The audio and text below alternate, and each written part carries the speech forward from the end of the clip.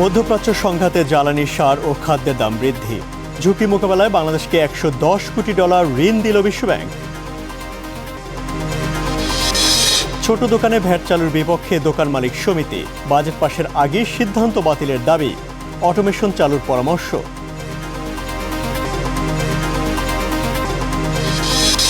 পুঁজিবাজারে ঝুঁকিপূর্ণ তালিকায় থাকা কোম্পানির শেয়ারের দাম বাড়ছে, সাময়িক লেনদেন বন্ধ রাখার পরামর্শ বিশেষজ্ঞদের।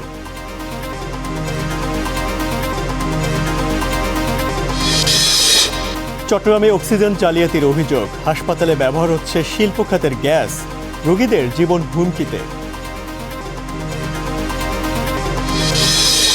এক যুগেও ইমিগ্রেশন চালু হয়নি সোনাহাট স্থলবন্দরে, ভোগান্তির সঙ্গে খরচ বাড়ছে ব্যবসায়ীদের, আশার বাণী কর্তৃপক্ষের।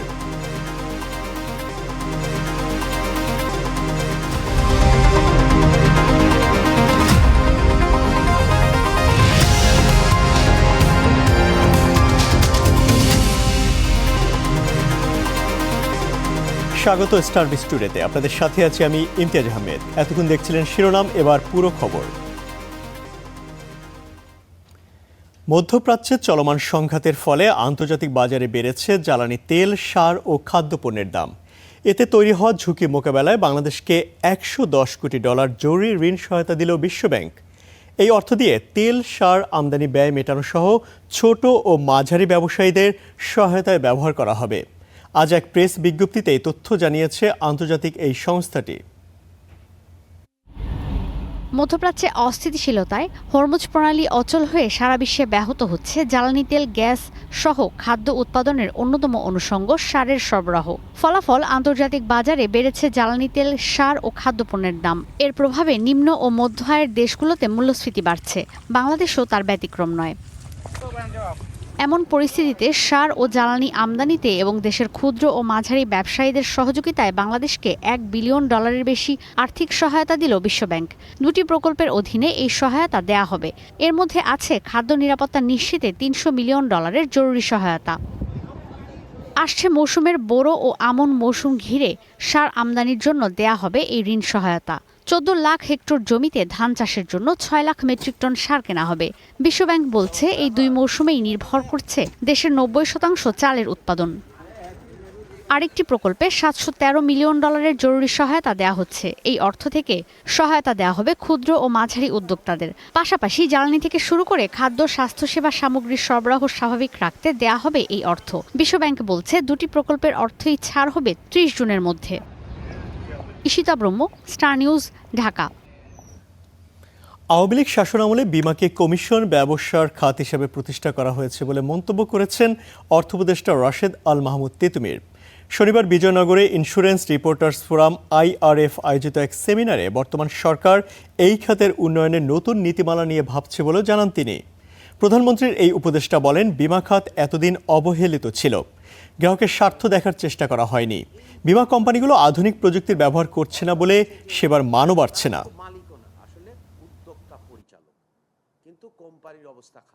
শক্তিশালী রেগুলেটরি কাঠামো গড়ে উঠুক, যার মাধ্যমে বাংলাদেশের সকল মানুষের মধ্যে বিমার গ্রহণের বিস্তৃতি বাড়বে, একই সঙ্গে জবাবদিহিতা বাড়বে এবং একই সঙ্গে যিনি গ্রাহক তার যেন প্রতিটি বিষয় অর্থাৎ তার ন্যায্য প্রাপ্তি ঘটে। বিমা গ্রাহকদের অধিকার নিশ্চিত করার জন্য ডিজিটাইজেশন করতে হবে। ইসলামী ব্যাংক সহ কিছু আর্থিক খাতকে রাজনীতিকরণ করছে একটি পক্ষ, তাই ব্যাংক ব্যবস্থাকে রাজনীতিমুক্ত করতে সংস্কার চলছে বলে জানিয়েছেন পরিকল্পনার প্রতিমন্ত্রী জোনায়েদ আব্দুর রহিম সাকি। সকালে রাজধানীতে ডিবেট ফর ডেমোক্রেসি আয়োজিত ছায়া সংসদ অনুষ্ঠানে তিনি বলেন, এবারে বাজেটে মেগা প্রকল্পের চেয়ে মানব সম্পদ উন্নয়নে বেশি জোর দিয়েছে সরকার। প্রতিমন্ত্রী জানান, বেসরকারি বিনিয়োগ বাড়াতে এবার এডিপির আকার আরও বড় করা হয়েছে, তবে আগের তুলনায় ঋণ নির্ভরতা কমানো হয়েছে বলে দাবি করেন পরিকল্পনা প্রতিমন্ত্রী।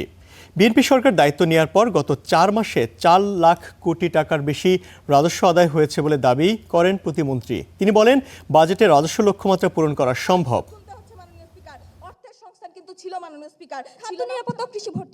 সাম্প্রতিক ইসলামী ব্যাংক থেকে শুরু করে আরেকগুলো, কারণ সময়ের কিছু সংকট আছে। কোন পক্ষকে আমরা দেখছি যে না, তারা রাজনৈতিক লক্ষ্য আর্থিক খাতের মধ্যে ঢুকিয়ে দিতে চেষ্টা করছেন এবং সেইটা বাংলাদেশের ক্ষেত্রে আগে যেমন ইতিবাচক হয়নি, বর্তমানে হবে না।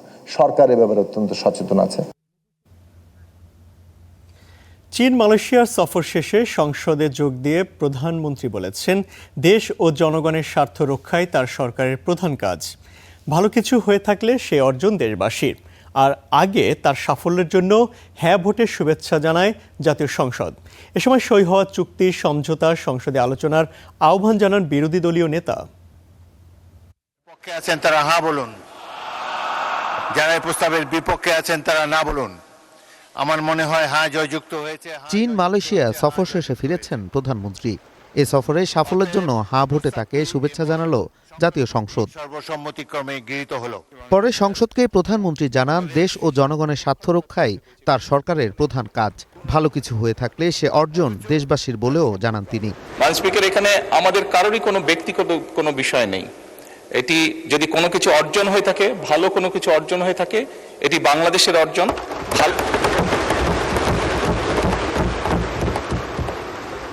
এই সফরের মাধ্যমে যদি দেশের মানুষের কোনো অর্জন হয়ে থাকে, সেটি এই দেশের মানুষের অর্জন। মাননীয় স্পিকার, এর আগে স্পিকার বলেন, এই সফর দেশের পররাষ্ট্রনীতিতে নতুন দিগন্তের সূচনা করেছে।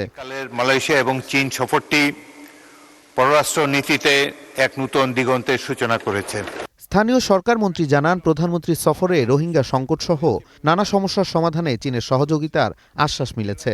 আর মালয়েশিয়ার শ্রমবাজার খোলার প্রশ্নে অগ্রগতির কথা তুলে ধরেন অর্থমন্ত্রী। মালয়েশিয়াতে আমাদের শ্রমবাজারের একটা বড় ইন্টারেস্ট রয়েছে।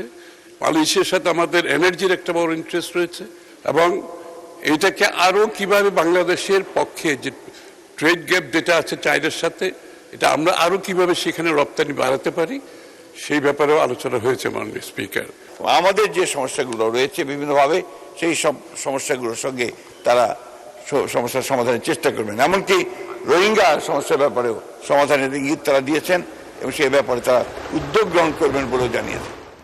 প্রধানমন্ত্রীর সফরে সই হওয়া চুক্তি সমঝোতা সংসদে উপস্থাপন করে আলোচনার আহ্বান জানান বিরোধী দলীয় নেতা। যেহেতু আমরা সংসদীয় গণতন্ত্রের রাজনীতিতে আছি, খুবই ভালো হয় স্বচ্ছতা এবং জবাবদিহিতার স্বার্থে, জনগণের স্বার্থে বিদেশের সাথে যতগুলা মৌলিক চুক্তি সম্পাদিত হবে সেগুলাই সংসদে নিয়ে আসা। তিনি আরো জানান, স্বাধীন পররাষ্ট্রনীতির প্রশ্নে সরকারের পাশেই থাকবে বিরোধী দল। আমরা কাউকে ক্ষতিগ্রস্ত করতে চাই না, কিন্তু আমরাও ক্ষতিগ্রস্ত হতে চাই না। Nazmul Hasan, star news, Dhaka. এবার প্রস্তাবিত বাজেটের খবর।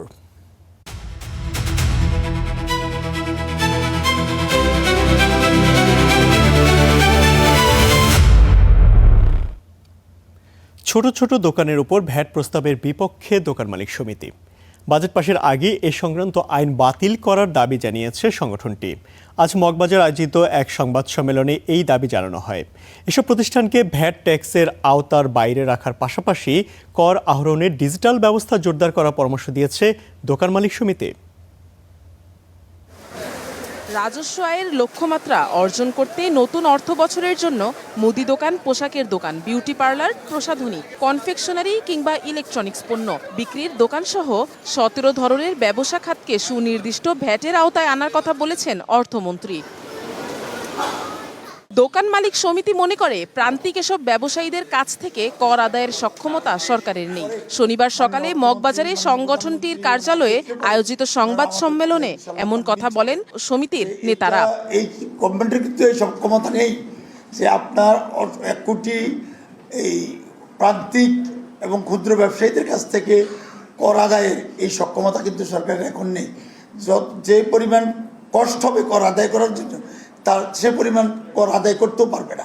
এ সময় তারা বলেন, ছোট ব্যবসায়ীদের আয় অত্যন্ত সীমিত, তাদের ওপর করের বোঝা চাপানো উচিত হবে না। উল্লেখ করে সিদ্ধান্ত বাতিলের দাবি জানানো হয়। মাননীয় অর্থমন্ত্রী অতি ক্ষুদ্র ব্যবসায়ীরা কিভাবে ভোক্তার নিকট থেকে ভ্যাট এবং কর আদায় করবে তা আমাদের বোধগম্য নয়। আর এখানে কতই বা রাজস্ব আদায় হবে, তার সঠিক পরিসংখ্যান কি জাতীয় রাজস্ব বোর্ডের কাছে আছে? দোকান মালিক সমিতির নেতারা বলেন, এনবিআর যদি অটোমেশন প্রক্রিয়া পুরোপুরি চালু করতে পারে তাহলে জনগণ ভ্যাট দিতে আগ্রহী হবে। Afroza Lamia, star news, Dhaka. 2030 সালের মধ্যে সরকারি ও স্বায়ত্তশাসিত খাতে 30% বৈদ্যুতিক যানবাহন চালুর লক্ষ্য আছে সরকারের। তবে এই লক্ষ্য অর্জনের ক্ষেত্রে অবকাঠামো খাতে বেশ কিছু প্রতিবন্ধকতা আছে বলে মনে করে ঢাকা চেম্বার।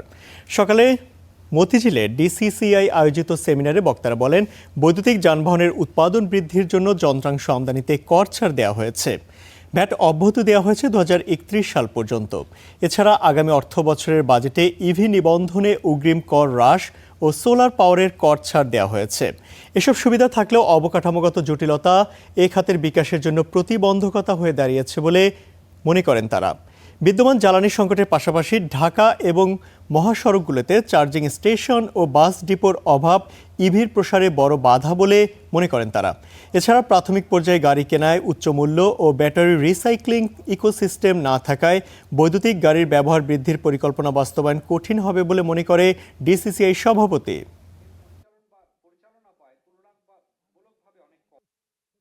যত ইনভেস্টমেন্ট আপনার বাস কিনতে লাগে তার মতো অলমোস্ট সমসাময়িক ইনভেস্টমেন্ট লাগবে আপনার চার্জিং স্টেশন ফ্যাসিলিটি তৈরি করার জন্য। সেই ক্ষেত্রে যতক্ষণ পর্যন্ত সরকারের আমাদের যেটা রেকমেন্ডেশন থাকবে যে সরকারের উচিত গণপরিবহনের ঢাকা শহর এবং চিটাগং শহরকে 20 বছর ধরে সাবসিডি দিতে হবে যদি সরকার সিরিয়াসলি চায় যে তাদের শিফটটা ইভি মোবিলিটির যে শিফটটা সেটা মানে করার লক্ষ্য যদি ওনাদেরকে নির্ধারণ করতে হয়। পুঁজিবাজারে ঝুঁকিপূর্ণ তালিকায় থাকা 62টি কোম্পানির শেয়ার লেনদেন সাময়িকভাবে বন্ধ রাখার পরামর্শ বিশেষজ্ঞদের। তাদের মতে ডিএসই তালিকা প্রকাশের পরও বেশ কিছু শেয়ারের দাম অস্বাভাবিকভাবে বাড়ছে।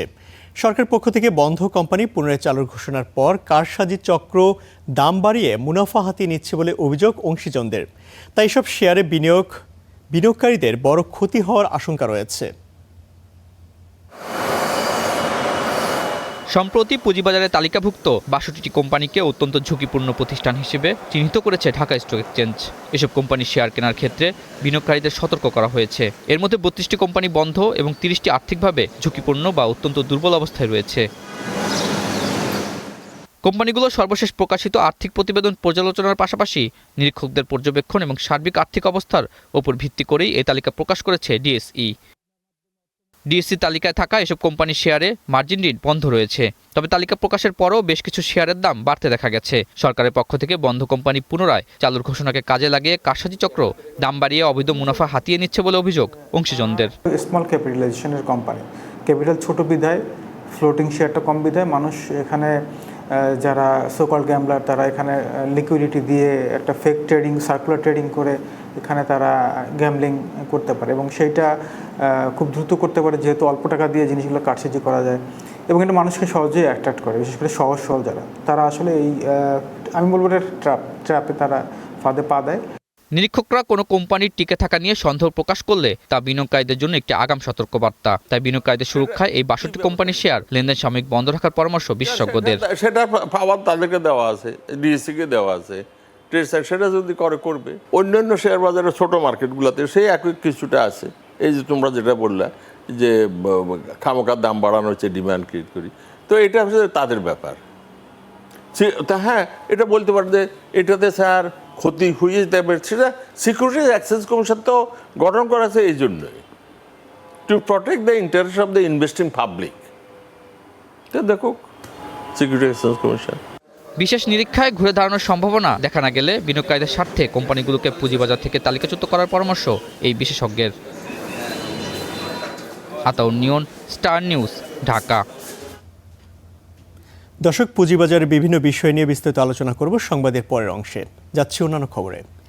যে অক্সিজেন মানুষের জীবন বাঁচায় সেই অক্সিজেনকে ঘিরেই এবার কারসাজির অভিযোগ চট্টগ্রামে। জীবন রক্ষাকারী মেডিকেল অক্সিজেনের নামে হাসপাতালে ব্যবহার হচ্ছে ইন্ডাস্ট্রিয়াল অক্সিজেন, যাতে রোগীর জীবন হুমকির মুখে পড়তে পারে বলে শঙ্কা জনস্বাস্থ্যবিদদের। সংকটাপন্ন রোগীর জীবন বাঁচাতে অনেক ক্ষেত্রেই অপরিহার্য মেডিকেল অক্সিজেন। বিভিন্ন প্রতিষ্ঠানের মাধ্যমে সে অক্সিজেন সরবরাহ হয় হাসপাতালগুলোতে। কিন্তু চট্টগ্রামের বিভিন্ন হাসপাতালে মেডিকেল অক্সিজেনের নামে ইন্ডাস্ট্রিয়াল অক্সিজেন সরবরাহ করা হচ্ছে এমন অভিযোগের সূত্র ধরে অনুসন্ধানে নামে স্টার নিউজ, যেখানে নগরীর অক্সিজেন এলাকায় খোঁজ মিলে দি বিলকিন নামে প্রতিষ্ঠানের বাইরে তালা ঝুলিয়ে লোকচক্ষুর আড়ালে চলছে যাদের কর্মযোগ্য। মালিকে বিয়া করে দিচ্ছে, ওটা মানা করে দিচ্ছে, এখান থেকে ওই বিলকিন ঝুঁকিপূর্ণের কারণে ওটা ছাড়িতে বলেছে আর মাঝে মাঝে আই মালটাল ধুয়ে যায় কি এমনি দেখতাম মালটাল তুলতো, এটা আর কি সিলিন্ডার বোতল এগুলো। জেনারেটর সার্ভিস নামে ট্রেড লাইসেন্স নেওয়া এই প্রতিষ্ঠান নগরীর বিভিন্ন বেসরকারি হাসপাতালে দিব্যি সরবরাহ করে যাচ্ছে ইন্ডাস্ট্রিয়াল অক্সিজেন। অভিযোগ, বৈধ অনুমোদন ছাড়াই অক্সিজেন সরবরাহ করছে তারা, যদিও তার দায় নিতে রাজি নয় প্রতিষ্ঠানের কেউই। আপনাদের ওই যে প্রতিষ্ঠান দা বিলকিন, ওখানে কি আপনি আসেন না বা নাই? না, আমি এখন কাজ করছি না ভাই এখানে। আচ্ছা, এটা তো আপনার প্রতিষ্ঠান? না না ভাই, আমার প্রতিষ্ঠান না। সম্প্রতি নগরীর আকবরশাহ এলাকায় একটি দোকানে মেডিকেল অক্সিজেনের নামে ইন্ডাস্ট্রিয়াল অক্সিজেন বিক্রির ঘটনায় নড়ে চড়ে বসেছে ঔষধ প্রশাসন। এই বিষয়ে তদারকি বাড়ানোর কথা বলছে সংস্থাটি। যদি ভুইফল প্রতিষ্ঠান থাকে, আমরা যদি জানি, তাহলে আমরা সেখানে অভিযান চালাবো এবং আমরা খতিয়ে দেখবো যে আসলে বিষয়টা এরকম হচ্ছে কিনা, ইন্ডাস্ট্রিয়াল অক্সিজেন, মেডিকেল অক্সিজেন হিসেবে ব্যবহার হচ্ছে কিনা। শিল্প কারখানায় ব্যবহৃত অক্সিজেন মানবদেহের জন্য ঝুঁকিপূর্ণ বলে মত বিশেষজ্ঞদের। বলেন, এতে অক্সিজেনের মাত্রা থাকলেও কার্বন মনোক্সাইড সহ বিভিন্ন ক্ষতিকর গ্যাসের উপস্থিতি থাকতে পারে, যা রোগীর জীবনের জন্য হুমকি হয়ে উঠতে পারে। ইন্ডাস্ট্রিয়াল অক্সিজেন যদি ব্যবহৃত হয় তাহলে লাংসের টিস্যু ড্যামেজ হবে, লাংসের বিভিন্ন রকমের ডিজিজ হতে হতে একসময় লাংসে পানি পর্যন্ত জমে যেতে পারে। আর আমাদের যে নার্ভাস সিস্টেম আছে, সেই নার্ভাস সিস্টেমের দীর্ঘমেয়াদী ক্ষতি হতে পারে। জীবন বাঁচানোর উপকরণ মেডিকেল অক্সিজেন ভেজাল মুক্ত করতে সরকারকে উদ্যোগী হওয়ার তাগিদ জনস্বাস্থ্যবিদদের। মামুন রশিদ, অভি, স্টার নিউজ, চট্টগ্রাম। দীর্ঘ এক যুগেও ইমিগ্রেশন চালু হয়নি কুড়িগ্রামের সোনাহাট স্থলবন্দরে। আমদানি রপ্তানি লক্ষ্যে ভারত বা ভুটানে যেতে হলে লালমনিরহাটের বুড়িমারি স্থলবন্দর ব্যবহার করতে হয় ব্যবসায়ীদের। ফলে ভোগান্তির পাশাপাশি হচ্ছে অর্থ ও সময় অপচয়। তবে দ্রুত ইমিগ্রেশন চালুর আশ্বাস বন্দর কর্তৃপক্ষের। 2014 সালে দেশের 18তম স্থলবন্দর হিসেবে যাত্রা শুরু করে কুড়িগ্রামের সোনারহাট স্থলবন্দর। সে সময় সম্ভাবনাময় হওয়ায় বন্দরটি আশা জাগায় ব্যবসায়ীদের মনে। তবে 12 বছর পার হওয়ার পরেও বন্দরটিতে ইমিগ্রেশন চালু না হওয়ায় সে আশা দিনে দিনে ফিকে হয়ে পড়ছে। ভারত, নেপাল বা ভুটানে যেতে ব্যবহার করতে হচ্ছে পাশের জেলা লালমনিরহাটের বুড়িমারি চেকপোস্ট। এতে একদিকে যেমন আর্থিকভাবে ক্ষতিগ্রস্ত হচ্ছেন ব্যবসায়ীরা, অন্যদিকে সরকার হারাচ্ছে রাজস্ব। আমি গর্ব, ও সরকার আসে বলে আমি গর্ব, এক যুগেরও বেশি হয়ে গেল, কিন্তু কাজ আর কেউ করতেছে না। হ্যাঁ, আমরা চাই দ্রুত ইমিগ্রেশনটা হলে আমাদের তো এলাকার উন্নয়ন হবে, তো দেশের উন্নয়ন হবে। বন্দর ব্যবসায়ীদের মতে ভারত থেকে 10 ধরনের পণ্য আমদানির অনুমতি থাকলেও বর্তমানে মূলত কয়লা ও পাথর আমদানি হচ্ছে। আর ইমিগ্রেশন সুবিধা না থাকায় এবং মাঝে মধ্যে আমদানি রপ্তানি কার্যক্রম বন্ধ হয়ে যাওয়ায় বন্দর সংশ্লিষ্ট প্রায় 3000 মানুষের জীবিকায় নেতিবাচক প্রভাব পড়ছে। আমাদের ব্যবসায়ী কার্যক্রমগুলো চালাইতে আমাদের অনেক প্রয়োজনীয় কিছু কাজ থাকে, যার কারণে আমরা মনে করেন খুব দেখা গেছে আমরা এইখানেই যাব, কিন্তু 200-300 কিলো রাস্তা আমাদের ঘুরে আসতে হয়। এটা আমাদের একটা ভোগান্তি। স্থলবন্দর ইমিগ্রেশন চালু হলে সর্বোপরি রংপুর বিভাগের ম্যাক্সিমাম যে জেলাগুলো আছে, 8টি জেলার মধ্যে প্রায় 5-6টি জেলার আর কি অনেক উপকার হবে। কর্তৃপক্ষ বলছে খুব অল্প সময়ের মধ্যে সোনারহাট স্থলবন্দরে ইমিগ্রেশন সুবিধা মিলবে। ভারতের গোলগঞ্জ বন্দরের যে পোর্ট ইনচার্জ রয়েছেন তার সাথে আমি যোগাযোগ করেছি, তিনিও বিষয়টি নোট করে নিয়েছেন। আমি আশাবাদী যে খুব অল্প সময়ের মধ্যে সোনারহাট স্থলবন্দর দিয়ে ইমিগ্রেশন চালু হবে। সংশ্লিষ্টরা বলছেন ইমিগ্রেশন চালু হলে এই বন্দর দিয়ে বাড়বে আমদানি রপ্তানি, বাড়বে সরকারের রাজস্ব, কমবে স্থানীয় ব্যবসায়ীদের ভোগান্তি, সময় ও অর্থ পাচার। Desk report, star news. রাঙামাটির হাটবাজারগুলো এখন মৌসুমি ফলের মৌ মৌ গন্ধে মুখরিত। কাপ্তাই নদীর বুকে ভোর হতেই জমে উঠছে ইঞ্জিন চালিত নৌকায় ভাসমান হাট। তবে এবার ফলের বাম্পার ফলন হলেও কাঙ্ক্ষিত দাম না পাওয়ার অভিযোগ চাষিদের। মিশু মল্লিকের তথ্য ছবিতে প্রতিবেদন। রাঙামাটির বনরূপার সমতা ঘাটে চিরচেনা ব্যস্ততা। কাপ্তাই হ্রদের বুক চিরে একের পর এক ইঞ্জিন চালিত নৌকা এসে ভিড়ছে ঘাটে। দুর্গম পাহাড়ি এলাকার চাষিরা ফসল নিয়ে হাজির হন এই ঐতিহ্যবাহী ভাসমান হাটে। ঘাটে তরি ভিড়তেই শুরু হয় পাইকার আর আড়তদারদের হাঁকডাক, চলে দরদামের তুমুল পর্ব। পছন্দের ফল কিনে পাইকাররা তা বোঝাই করছেন ট্রাকে, এরপর সেই ট্রাক ছুটে চলে দেশের নানা প্রান্তে। জেলা কৃষি সম্প্রসারণ অধিদপ্তরের তথ্য মতে এবার রাঙামাটিতে ৩,৬৩৫ হেক্টর জমিতে আম, ৩,৩৭৫ হেক্টরে কাঁঠাল, ১,৯০৩ হেক্টরে লিচু এবং ২,৬৬০ হেক্টর জমিতে আনারসের চাষ হয়েছে। আর ৪ প্রধান মৌসুমি ফলের মোট উৎপাদন লক্ষ্যমাত্রা নির্ধারণ করা হয়েছে প্রায় ২,১১,০০০ মেট্রিক টন।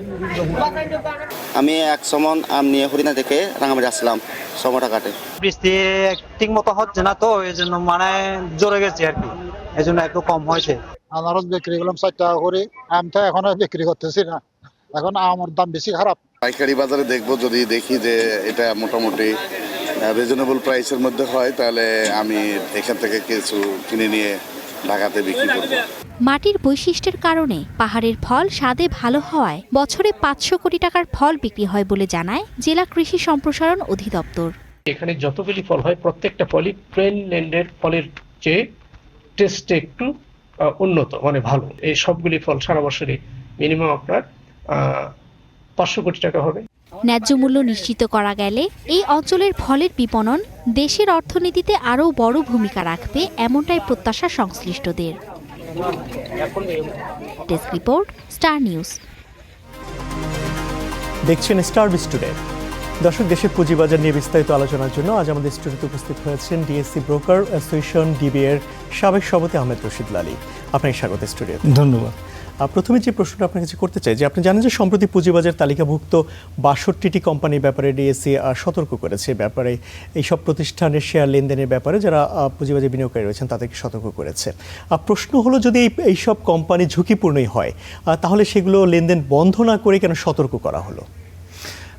ওকে, বিষয়টা হচ্ছে যে সতর্ক করতেই হবে, তার কোনো ব্যত্যয় নাই। তার কারণ যে মুহূর্তে ঢাকা স্টক এক্সচেঞ্জ জেনে গেছে যে এই কোম্পানিগুলোর এই অবস্থা, 30টা কোম্পানি বন্ধ আছে, 32টা কোম্পানি ফাইন্যান্সিয়ালি উইক আছে, তো তাদেরকে একটা অ্যালার্ট দিতে হবে, রেড অ্যালার্ট দিতে হবে, সেটা ওনারা সঠিক কাজ করেছে। এখন অনেকে প্রশ্ন করছে যে এই সময় কেন, বাজারটা যখন ভালো অবস্থায় চলছে তখন কেন? বাজার ভালো অবস্থায় তো এই নিউজটা আসবে, যদি খারাপ অবস্থায় আসতো তাহলে তো আরও ডাউন হয়ে যেত বাজার। সো কাজেই টাইমিংটাও ঠিক আছে এবং ডিএসসির করণীয় কিছু নাই, যেহেতু ওনাদের নলেজে চলে আসছে জিনিসটা, এটা ডিসেমিনেট করতেই হবে, সকল বিনিয়োগকারীদের সেটা জানান দিতেই হবে, নাম্বার 1। নাম্বার 2 হলো যে ডিএসসি এটা কোনো অবস্থায় চেপে রাখতে পারবে না। এই ইনফরমেশনগুলা যখন দেয়া হয় তখন হয় কি, আপনাকে সম্পূর্ণ নিউজটা দিতে হয়, কি কি কারণে এইগুলোকে আমরা অ্যালার্ট, রেড অ্যালার্ট বলছি, কোন কারণে এই কোম্পানিগুলো বন্ধ, সেটা তারা সঠিকভাবে কাজ করেছে বলে আমি মনে করি। এখন বলতে পারেন যে 2 দিন বাজারটা খারাপ ছিল এই নিউজের উপরে, তারপরে ইনভেস্টররা বুঝতে পেরেছে যে ভাই এই জিনিস এইভাবে হয়েছে, সো আমাদেরকে সতর্কভাবে কাজ করতে হবে। যাদের বিক্রি করে বের হয়ে যাবার কথা বের হয়ে গেছে, এই কোম্পানিগুলো হয়তো যারা ফাইন্যান্সিয়ালি উইক, হয়তো ওনারা, আপনি মানে কোম্পানিগুলো দেখেন, এক একটা কোম্পানি যেগুলো বলতেছে ফাইন্যান্সিয়ালি উইক, এইটা। এখন আসেন আপনি how to protect the investors. আপনি ইনভেস্টরদের প্রোটেকশনের জন্য আমাদেরকে ডিলিস্টিং রেগুলেশনটা যেটা আছে আমাদের, এই রেগুলেশনটাকে আমাদেরকে যুগোপযোগী করতে হবে। নাও কি করা যেতে পারে সেটা হলো যে দেখেন, এক একটা কোম্পানিতে আপনি শ্যাম্পু সুগার বলেন, মেঘনা সিমেন্ট বলেন ইত্যাদি, হিউজ জমি আছে কিন্তু ওদের। সো আপনাদেরকে যেটা করতে হবে সেটা হলো লিস্টিং রেগুলেশনের মধ্যে এই জিনিসটা নিয়ে আসতে হবে যে ভাই আপনাকে একটা ভ্যালুয়ার বসাতে হবে সেই কোম্পানিতে, 6 মাসের নোটিশ দিয়ে ভ্যালুয়ার বসিয়ে প্রত্যেকটা শেয়ারের মূল্যায়ন করবে, জমি জমা বিক্রি করে যা যা ওনারা পাবেন সেগুলো একটা ভ্যালুয়েশন করে বিনিয়োগকারীদেরকে দিয়ে দিবেন। সো এই জিনিসগুলো আমাদের লিস্টিং রেগুলেশনে নাই, যেগুলা যুগোপযোগী করার জন্য বলছি, ইন্ডিয়াতে এগুলো আছে। হ্যাঁ, 6 মাস আগে অ্যানাউন্সমেন্ট হবে, 6 মাস এর মধ্যে ভ্যালুয়ার বসবে, ভ্যালুয়েশন করবে, ইত্যাদি ইত্যাদি। সো কাজে আমার কাছে মনে হয় যে এগুলো সব রিলেটেড। ডিএসসি ভালো কাজ করেছে, নো ডাউট, কিন্তু বিনিয়োগকারীদের প্রোটেকশনের কি কাজটা করলেন? আমি ডিএসসির কাছে প্রশ্ন করছি যে আপনি যদি বিনিয়োগকারীদের প্রোটেকশনের জন্য কিছু না করে থাকেন, ইমিডিয়েটলি করেন, সেটা প্রয়োজন। আপনি যেহেতু নিজে বলছেন যে 30টা কোম্পানি লকড, একেবারে কোনো কাজ কাম নাই সেই কোম্পানিতে, তাহলে আপনাকে ডিলিস্টিং রেগুলেশনটাকে উপযোগী করে ডিলিস্টিংয়ে গিয়ে এগুলাকে সমাধান করতে হবে। শুধু অ্যানাউন্সমেন্ট করে কোনো সমাধান হলো না। বিনিয়োগকারীরা তো এমনিতেই মারা যাচ্ছে। 5টা কোম্পানি, ব্যাংক কোম্পানি চলে গেল একীভূততে, আবার নন ব্যাংক ফাইন্যান্সিয়াল ইনস্টিটিউশন 7টা না 9টা আছে, সেটাও চলে যাচ্ছে অবসায়নে। সো বিনিয়োগকারীদেরকে বাঁচাতে হবে। আমি যদি বিনিয়োগকারীদেরকে সেফ না করতে পারি তাহলে কিন্তু হবে না। এবং সেই সেফ করার পিছনে 30টা কোম্পানি বলেন, 62টা কোম্পানি বলেন, লিস্টিং রেগুলেশনটাকে একেবারে যুগোপযোগী করে আপনি বিনিয়োগকারীদেরকে বাঁচাতে হবে। আদারওয়াইজ আপনার বিনিয়োগকারী এই বাজার থেকে যদি বিমুখ হয়ে যায়, তাহলে পরে কিন্তু শেয়ার বাজারে একটা বিপর্যয় ঘটে যাবে। আমরা নীতিমালাতে আসলে বেশ কিছু পরিবর্তন আনা জরুরি, আপনি বলছিলেন, কিন্তু আমরা দেখেছি যে এই যে তালিকা প্রকাশের পরও কিন্তু কিছু কিছু এইসব কোম্পানির দাম কিন্তু বাড়ছে।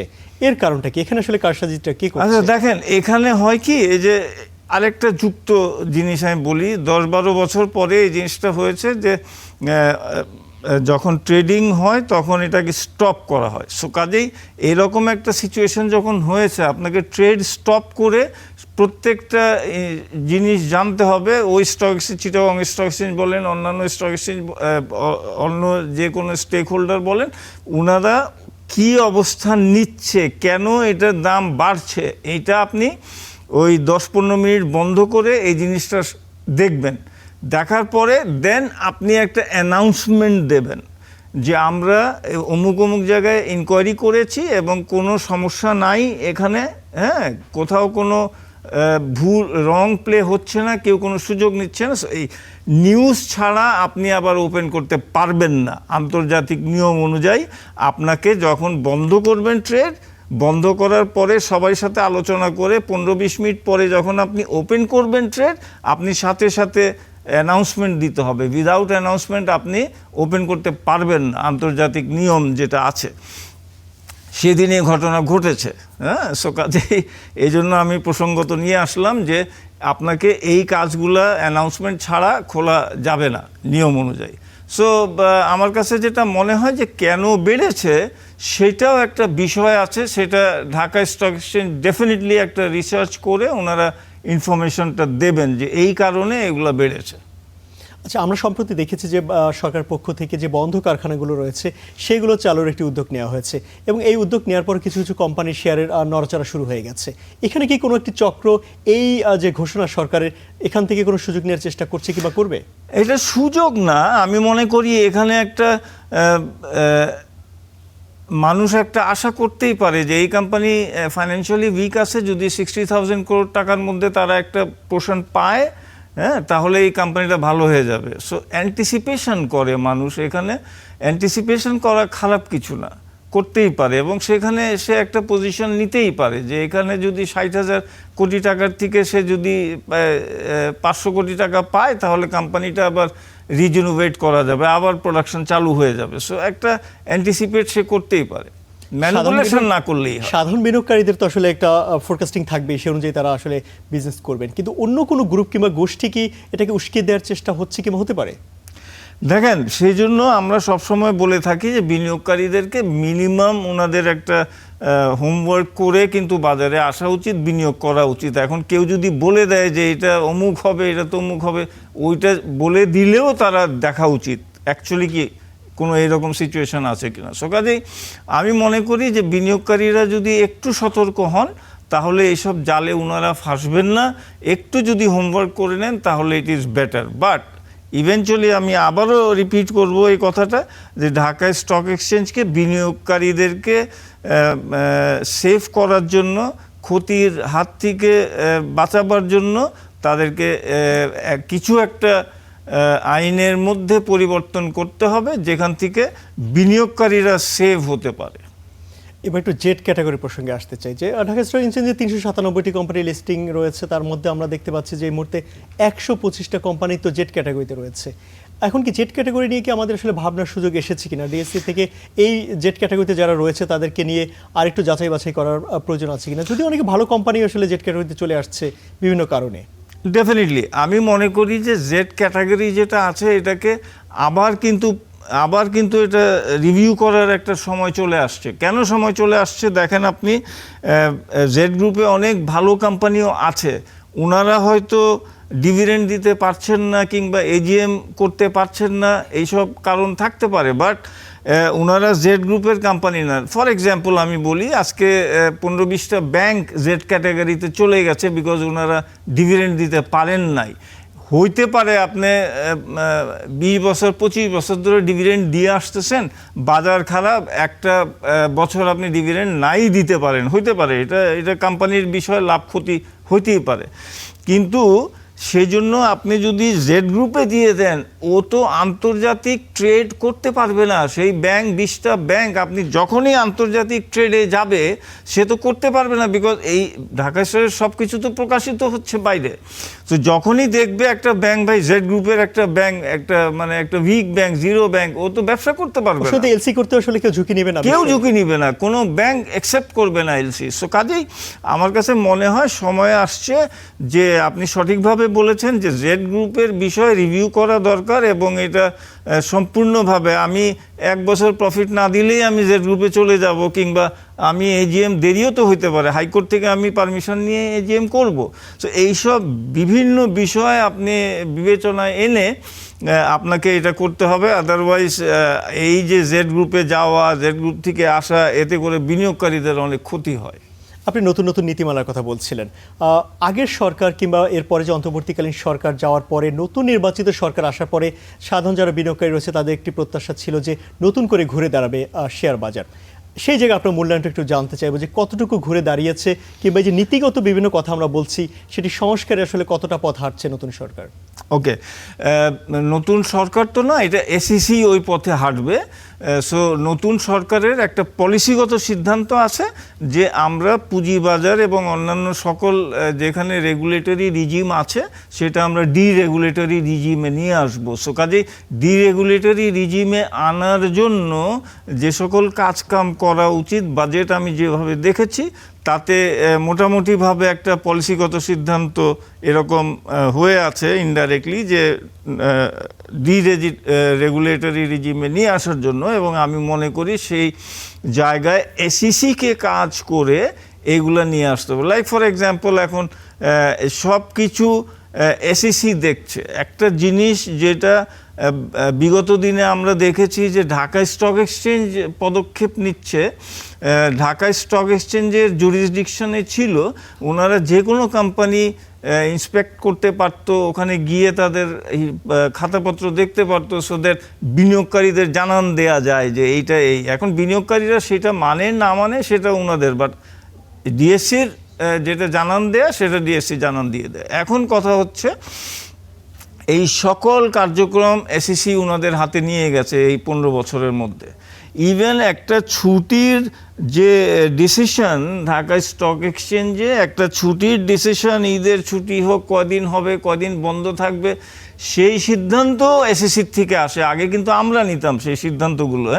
সো এই জিনিসগুলো এত ছোট ছোট জিনিস, আপনি দেখেন না, একটা ইনকোয়ারি হলো, এটা সার্ভেলেন্স আমাদের হচ্ছে, এত টাকা দিয়ে সার্ভেলেন্স সিস্টেম নেওয়া হলো, যেখানে 44টা অ্যালার্ট বাজে, যদি কোনো ভুল কিছু কেউ কোনো ব্রোকার করে থাকে সেটার সাথে সাথে কিন্তু সেখানে অ্যালার্ট বাজে, অ্যালার্ম বাজে মেশিনে, 44টা এরকম অ্যালার্ম আছে, মনিটরিং সিস্টেমটা, রাইট। তো সেখানে আমি কেন সাথে সাথে সার্ভেলেন্স করে সেখানে করতে পারছি না কেন? আমাকে কেন 6 মাস আমি সেটা বের করে এসইসিকে দিব, এসইসি একটা ইনভেস্টিগেশন কমিটি বানাবে, সেই কমিটি আবার 3 মাস সময় দেওয়া হবে, 3 মাসের পরে আবার 3 মাস দেওয়া হবে, বাই দ্যাট টাইম ওটা তো শেষ।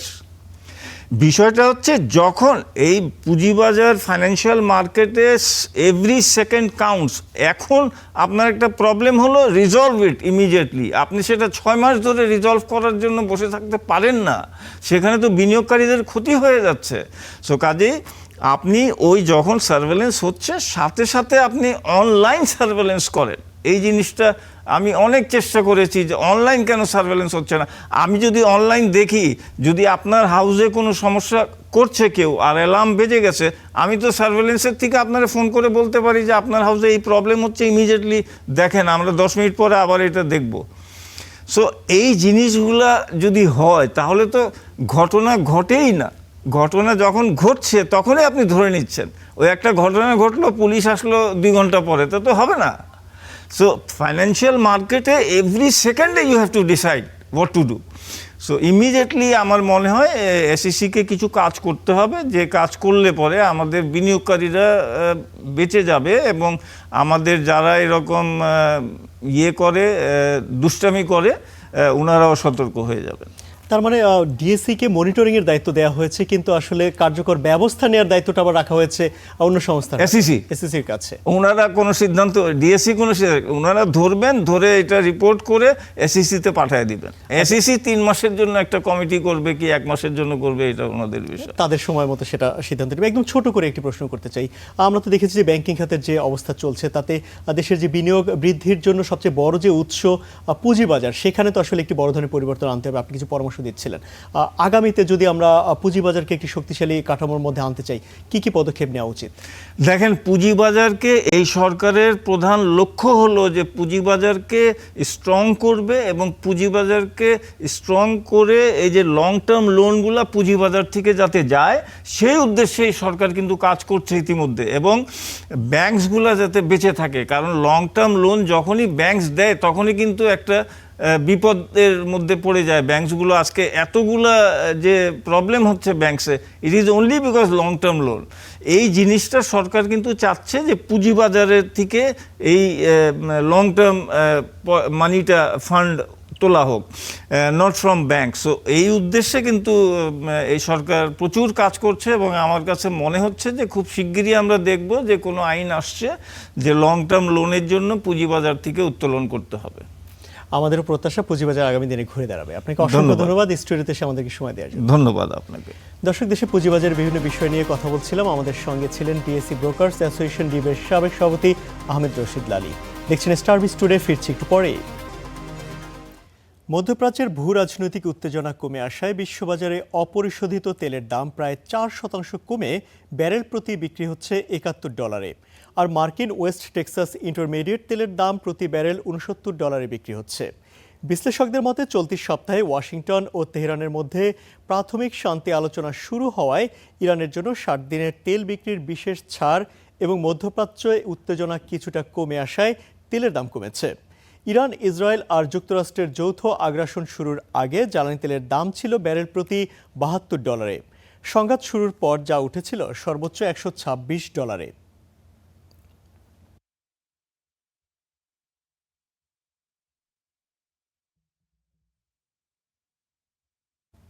দেশের বাজারে ভরিতে 5,000 টাকার উপরে বেড়েছে স্বর্ণের দাম। নতুন দাম অনুযায়ী 22 ক্যারেটের 1 ভরি স্বর্ণ বিক্রি হচ্ছে 2,28,556 টাকায়। 21 ক্যারেটের 1 ভরি স্বর্ণের দাম 2,18,291 টাকা। এছাড়া 18 ক্যারেটের প্রতি ভরি স্বর্ণের দাম 1,87,440 টাকা এবং সনাতন পদ্ধতির প্রতি ভরি স্বর্ণের দাম 1,53,148 টাকা। শনিবার স্বর্ণের নতুন দাম সমন্বয় করেছে বাংলাদেশ জুয়েলার্স সমিতি বাজুস।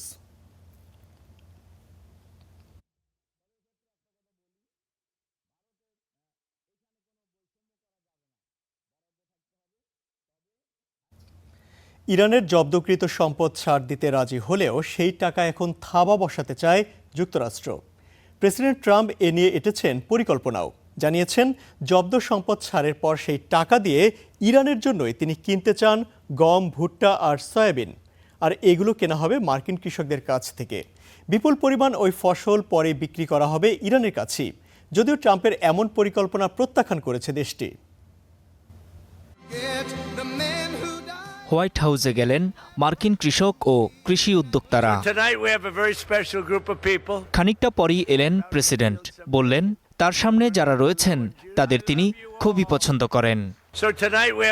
আমাদের সাথে বিশেষ একদল মানুষ রয়েছেন, তারা আমার ভালোবাসার মানুষ, কৃষক ও পশুপালক। আমি আপনাদের সবাইকে ভালোবাসি। কৃষকদের সঙ্গে ট্রাম্পের এই সাক্ষাতের উদ্দেশ্য এটা জানানো যে কৃষকদের সুবিধা হবে এ সংক্রান্ত একটি নির্বাহী আদেশে সই করেছেন। আর এই অনুষ্ঠানেই তিনি টেনে আনেন ইরানকে। কৃষকদের জানান তাদের ফসল বিক্রি হবে ইরানের কাছে। ট্রাম্প দাবি করেন ইরানের যে জব্দ সম্পদ রয়েছে সমঝোতা অনুযায়ী সেগুলো ছাড়ের পর সেই টাকা দিয়ে মার্কিন কৃষকদের কাছ থেকে তিনি ইরানের জন্য ফসল কিনবেন। আমাদের আরও একটি নতুন বাজার আসছে, যার নাম মনোরম দেশ ইরান। এটি একটি সুন্দর জায়গা। কেউ কি সেখানে যেতে চান? ইরান খাদ্য সংকটে ভুগছে। আমরা তাদের কিছু টাকা নিয়ে তা খরচ করব। প্রচুর পরিমাণে গম, সয়াবিন, ভুট্টা কিনব। আর এই প্রক্রিয়াটি খুব শিগগিরই শুরু হতে চলেছে। এটি বেশ বড়ও হবে। আমার মনে হয় এটি অনেক বড় হবে। তেহরানের সম্পদে ট্রাম্পের এমন থাবা বসানোর পরিকল্পনাকে অবশ্য ছাড় দেয়নি ইরান। দেশটির স্পিকার তাৎক্ষণিক প্রতিক্রিয়ায় বলেছেন, ফসল কেনা নয় বরং কয়েক দশকের অবিশ্বাসের ফসল কাটছে ইরান। আমেরিকার দাবি মিথ্যা। তারা দাবি করছে আমাদের অবমুক্ত সম্পদ দিয়ে মার্কিন কৃষিপণ্য কেনা হবে। বেশ মজার বিষয় তো। আমরা এখন কেবল সেই ফসলই কাটছি যা তোমরা রোপণ করেছ, আর তা হলো কয়েক দশকের অবিশ্বাস। যুদ্ধবিরতি চুক্তির সমঝোতায় ইরানের পরিষ্কার শর্ত ছিল $24 বিলিয়ন বাজেয়াপ্ত সম্পদ ছাড় দিতে হবে। যুক্তরাষ্ট্রসহ বিশ্বের বিভিন্ন দেশে এই সম্পদ জব্দ রয়েছে। এর মধ্যে $12 বিলিয়ন সম্পদ অবমুক্ত করার বিষয়ে রাজি হয়েছে যুক্তরাষ্ট্র, যা ছাড় করা হবে 2 ধাপে। এখন সেই অর্থের একটি অংশ দিয়েই নিজেদের উৎপাদিত ফসল ইরানে বিক্রি করতে চাইছেন ট্রাম্প। নূর মোহাম্মদ, স্টার নিউজ। এই ছিল স্টার টুডে। এতক্ষণ সঙ্গে থাকার জন্য ধন্যবাদ সবাইকে।